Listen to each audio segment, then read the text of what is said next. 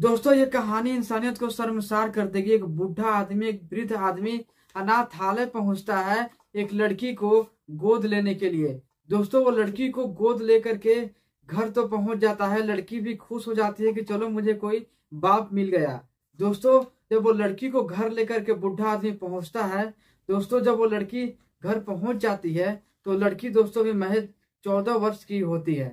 दोस्तों 14 साल की लड़की को घर लेके आता है और दोस्तों घर लेके आने के बाद वो बूढ़ा आदमी उसके साथ बलात्कार करने की कोशिश करता है, उसके साथ संबंध बनाने की कोशिश करता है। दोस्तों एक लड़की जो कि ये सोची थी कि मुझे एक बाप मिल गया, वो बाप ही उसके साथ संबंध बनाने की कोशिश कर रहा था। दोस्तों उस लड़की पर क्या बीतता होगा। दोस्तों क्या उसे कभी इंसानों पर यकीन आएगा?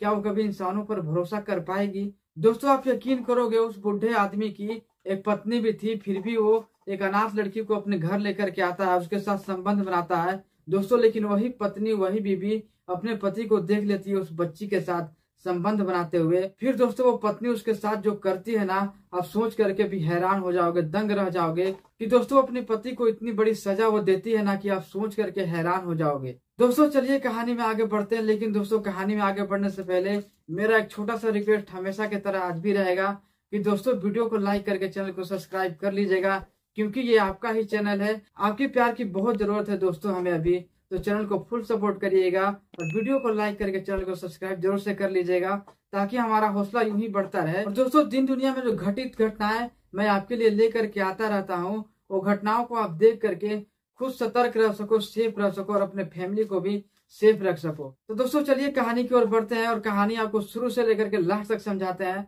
तो दोस्तों वीडियो को जल्दी से लाइक कर दीजिएगा।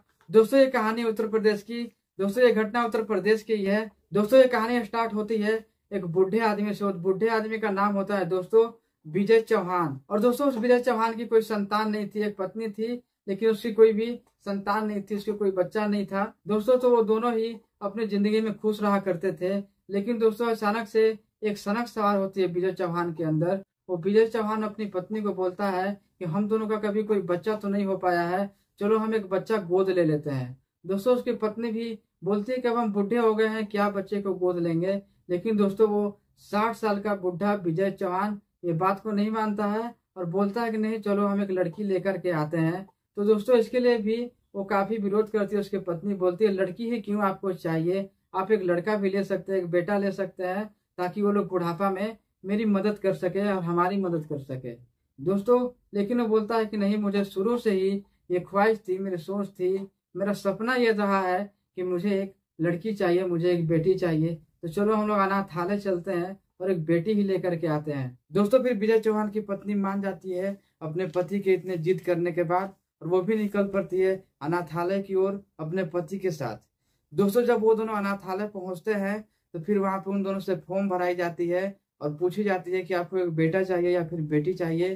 तो विजय चौहान जी बोलते हैं कि मुझे एक बेटी ही चाहिए। दोस्तों फिर अनाथालय वाले बोलते हैं कि मेरे पास एक लड़की है, उस लड़की का नाम पिंकी है, वो बहुत ही मजबूर है, बहुत ही बेबस है, आप उसे ही लेके जाए। पिंकी बहुत ही समझदार लड़की है और वो आपकी बेटी बनने की बिल्कुल ही काबिल है, वो बहुत ही आप लोगों का ध्यान रखेगी, वो काम करने में भी बहुत अच्छी है। दोस्तों ये सुनकर के विजय चौहान काफी खुश हो जाते हैं और वो उसी लड़की को लेकर के चले जाते हैं जो कि महज अभी 14 वर्ष की होती है, जिसका नाम पिंकी होता है। दोस्तों उसे लेकर के विजय चौहान तो चले जाते हैं, सारे फॉर्म भर देते हैं, अपना साइन भी करते हैं और विजय चौहान की पत्नी भी सिग्नेचर कर देती है अपना। फिर दोस्तों उसके बाद पिंकी विजय चौहान के साथ उसके घर चले जाती है। दोस्तों घर जाने के बाद पिंकी कुछ भी नहीं करने देती थी। दोस्तों पिंकी जैसे ही घर पहुंचती है, सबसे पहले घर पहुंचते ही वो झाड़ू मारना स्टार्ट करती है, वो झाड़ू करती है।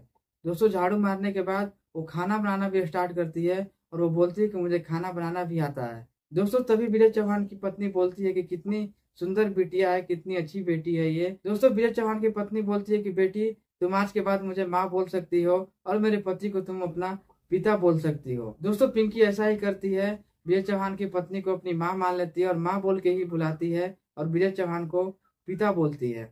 दोस्तों ऐसे ही साल पे साल बीतते जाते हैं। पिंकी काफी समझदार हो चुकी थी, पिंकी का नाम भी लिखवा दिया जाता है। पिंकी अब दोस्तों 18 वर्ष की हो चुकी थी दोस्तों, और काफी अच्छे तरीके से अपने घर वालों के साथ घुल मिल गई थी। दोस्तों पिंकी बिल्कुल ही भूल गई थी कि वो एक अनाथ बच्ची है। वो विजय चौहान को अपना पिता मान लेती है और विजय चौहान की पत्नी को अपनी माँ मान लेती है दोस्तों पिंकी अब 18 साल की हो गई थी। दोस्तों एक दिन ऐसा होता है कि पिंकी अपने कमरे में निश्चिंत सोई हुई रहती है और विजय चौहान के कदम लड़खड़ाते लड़खड़ाते पिंकी की कमरे की ओर चली जाती है। और दोस्तों जैसे ही पिंकी के कमरे का दरवाजा विजय चौहान खोलता है, दोस्तों वैसे ही वो विजय चौहान पिंकी को देख करके भावुक हो जाता है और वो संबंध बनाने की कोशिश करने लगता है। दोस्तों वो पिंकी के साथ जबरन संबंध बनाने की कोशिश करता है और वो कामयाब भी हो जाता है। दोस्तों पिंकी बहुत ही रोती है, घबराती है, लेकिन विजय चौहान को जरा भी पिंकी पे दया नहीं आता है। दोस्तों ऐसे ही पिंकी काफी घबरा जाती है, वो डर जाती है बिल्कुल ही कि मेरे साथ ये हो क्या रहा है।